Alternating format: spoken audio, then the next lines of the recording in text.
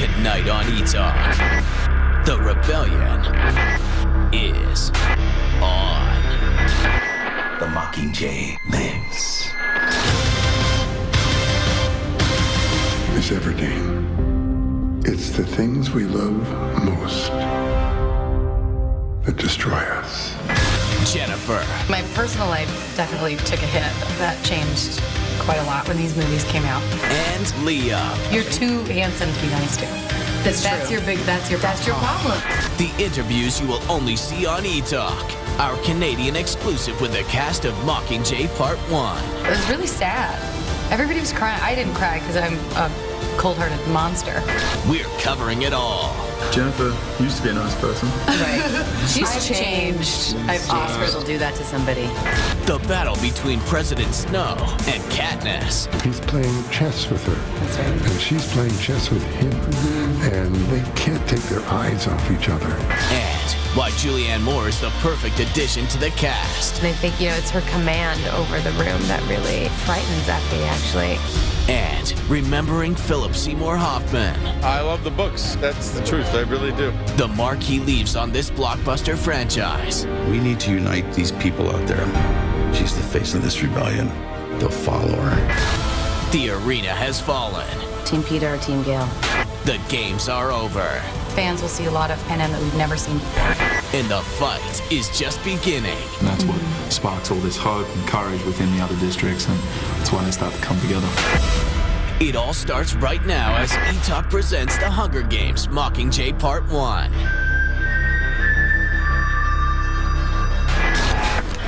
I volunteer as tribute. The tributes from District 12. Katniss Everdeen and Peter Malak. Are you here to fight with us? I am. I will. You're too handsome to be nice to. That's true. That's your problem. I just feel really uncomfortable right now. That's the cross you have to bear in life. It is. Being too handsome. Yeah, I can't be nice to your face, but don't you have enough? Every time I look at you, I'm just like, It's just Honestly. screw you, Liam. There's no denying it. Jen and Liam's on-screen chemistry has moved far beyond the big screen, which makes for some good banter in our interview. It's like there's no nice stuff. I keep hearing about the apparent nice stuff that you say, but... it's just Yeah, I say really nice stuff. Oh, okay, I'm sorry. Say something nice. Well, he's my best friend in the whole world. Oh, is he? Yeah. That's amazing. And She's also my best friend in the whole world. I want to talk about how this was a role of a lifetime for you, obviously. Is that fair to say? Yeah. How has life changed becoming Katniss or playing Katniss? Well, I mean, my personal life definitely took a hit. That changed quite a lot when these movies came out. Yeah. That was an adjustment. I just got really busy, so that was nice. But nothing else really changed. I mean, I just keep hanging out with these jackasses every weekend. And hanging out with these jackasses has done her some good. Well, it's normally three-way, because normally we have Josh. It's Josh. There's two of us, Josh is two people like the gang up mediator on one, between and then us, there's another one that comes in, and there's no balance now, because Josh isn't here to stand up for you or to yes. Yeah. It was like the time that I called Josh and then he called me an aunt. I can't remember, but you Someone didn't. said it. Yeah, Josh and I started fighting, and Liam didn't even know what was going on. But I just went to Josh and I was like, well, just don't be a and then Liam just turned around, has no idea what's going on. He's like, yeah, Josh, don't be an and Josh was like, okay, sorry. It was just like Big Brother spoke up, and we were like, okay, well, I'll work on that. That's settled. Wow, you guys are fun. Anyway, Nice. sorry. Anyways, congrats to Talk about the you. movie. Rising from a relative unknown. So the question is, though, what are you reading now? Just finished reading The Hunger Games. She said it. She did it. Okay. You did it? All right. Go back over with Dad. The Hunger Games franchise has made Jennifer a household name. Jennifer used to be a nice person. Right. She's changed. Oscars will do that to somebody. Where is that Oscar? Have you still got it? No. You sold it, right? I got rid of it. Did you? I did. Well, I mean, I don't have it in my house, but I didn't get rid of it. Yeah. But it's somewhere that's not in my home. Good. Okay. Nice. It's a generous gift. Well, it made me uncomfortable every time I looked at it. And I felt like, I don't want this to be the vibe. When people come over to my house, I want this to be the furthest, I want it to be the furthest thing from somebody's room, or from somebody's mind, like when they're in my house. So my parents have it. That's nice. Yeah, my mom loves it. It's at the top of the Christmas tree. It's a really big deal. An award show darling with legions of fans behind her all the way, she's yet to disappoint, hitting box office gold time and time again and earning huge props from her co-workers. Why do you think the world loves her so much? She's impossible not to love. She's very talented, so that helps. Definitely. She's had great roles, and she's a really fun girl. She's a girly girl. The geniuses are not always endearing. She has the capacity to go outside her genius and just be the most everyday girl imaginable. She just is irresistible. But she's perfect. As an actor, she's perfect, She just is, it's contagious. Contagious is an understatement, and while the public can't get enough of J-Law, it's this kind of attention that's also made her a target. We begin with fallout from the celebrity hacking scandal and new details about who might be to blame. Kim Kardashian, Kate Upton, Amber Heard, Rihanna, and of course Jennifer, just some of the stars to fall victim to the nude hacking scandal. But Jen weathered the cyberstorm with poise and grace, going on the offensive in Vanity Fair, saying, quote, "Just because I'm a public figure, just because I'm an actress, does not mean that I asked for this. It is a sexual violation. It's disgusting. The law needs to be changed, and we need to change. That's why these websites are responsible. I'm not crying about it anymore. I can't be angry anymore. I can't have my happiness rest on these people being caught because they might not be. I need to just find my own peace." Jennifer has fought to keep her private life private, especially when it comes to romance. Case in point, Nicholas Hoult. Dating on and off for 3 years, we only caught a few glimpses into their time as a couple, including this shot from the summer of 2013 in Montreal, where if you look closely, you see Jen doing her homework and reading a copy of Mockingjay. Jennifer and Nicholas called it quits for good in early 2014, but she soon found her love life back in prying eyes of the paparazzi, this time for her rumored romance with Coldplay frontman Chris Martin. The pair even earned their own moniker, Martin Lawrence. So that's how things have changed. You've become a monster. And you've just maintained and a he's really just gotten nice super cool. Yeah. He's just like, he gets cooler and cooler. With a great beard. Thanks, man. Yeah.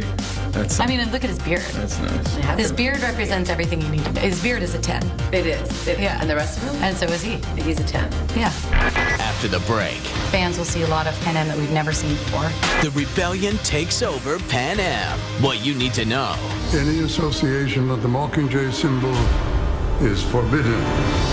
And later, Julianne Moore joins the all-star cast. They have been very welcoming, all of them. All the actors are so wonderful.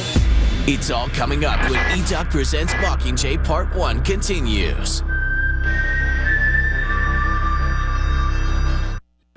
E-Talk presents The Hunger Games Mockingjay Part 1.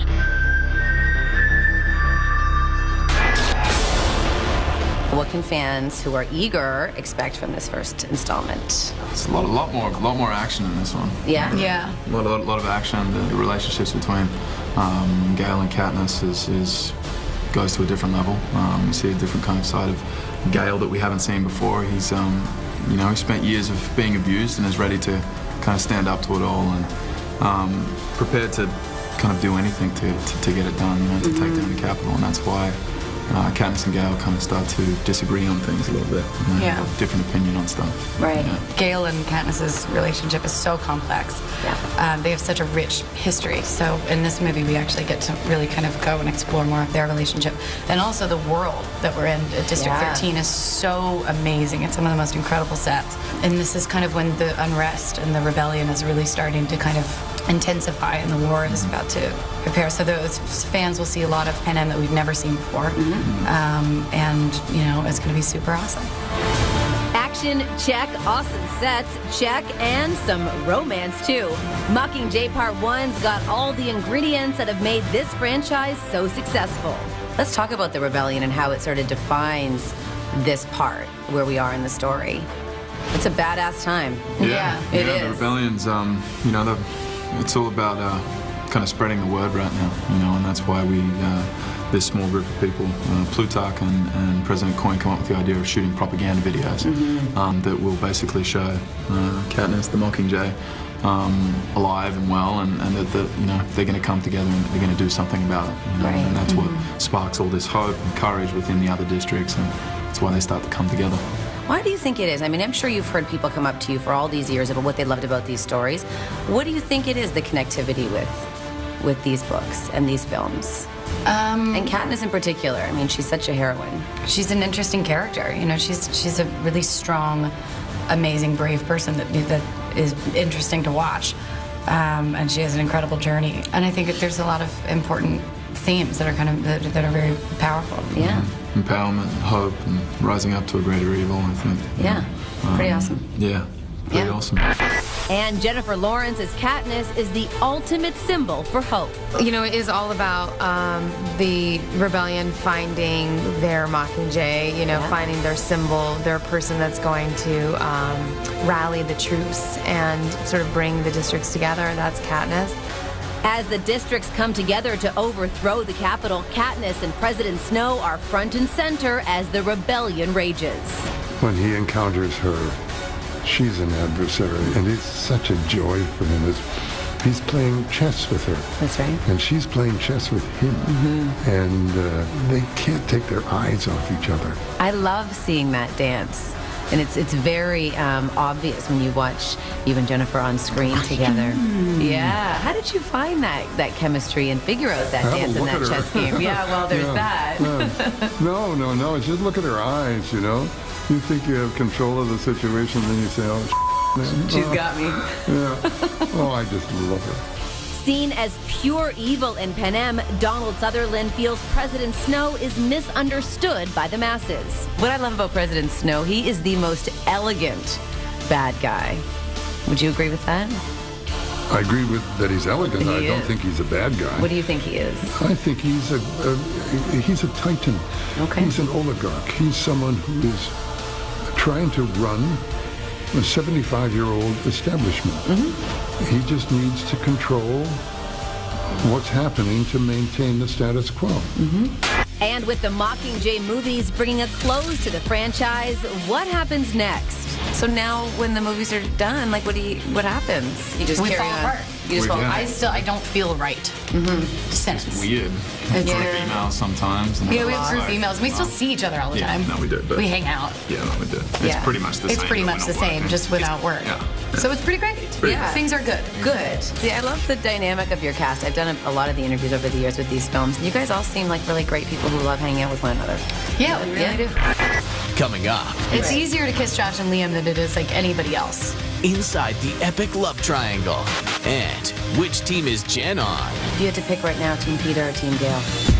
That answer is straight ahead when E-Talk Presents Mockingjay Part 1 continues. E-Talk presents The Hunger Games Mockingjay Part 1.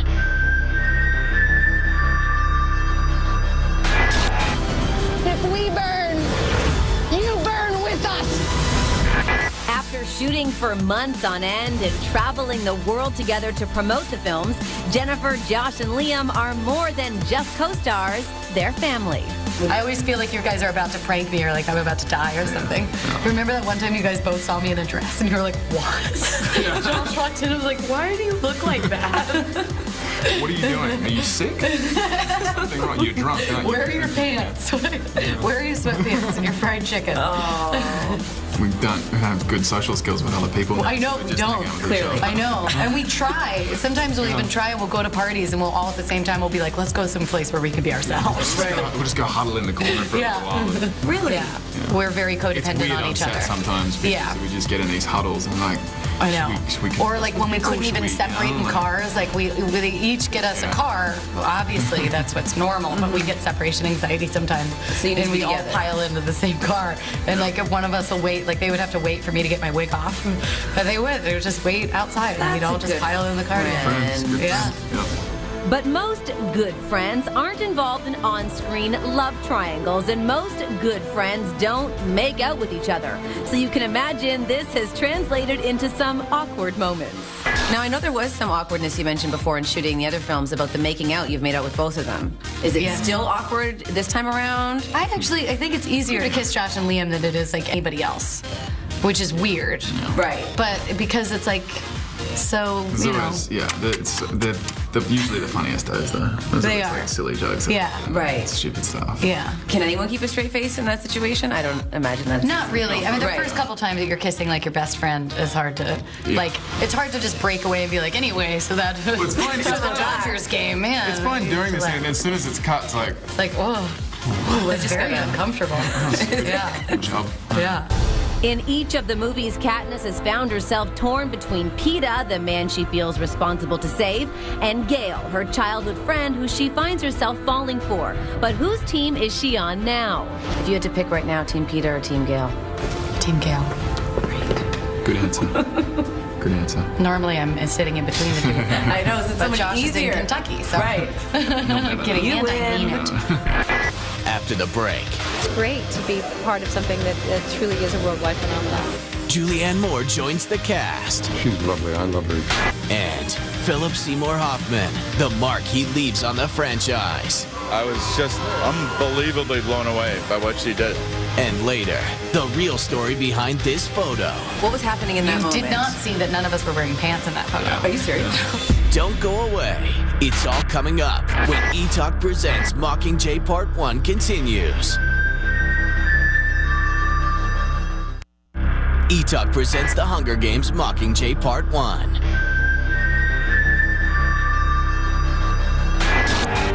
We need to unite these people out there. She's the face of this rebellion.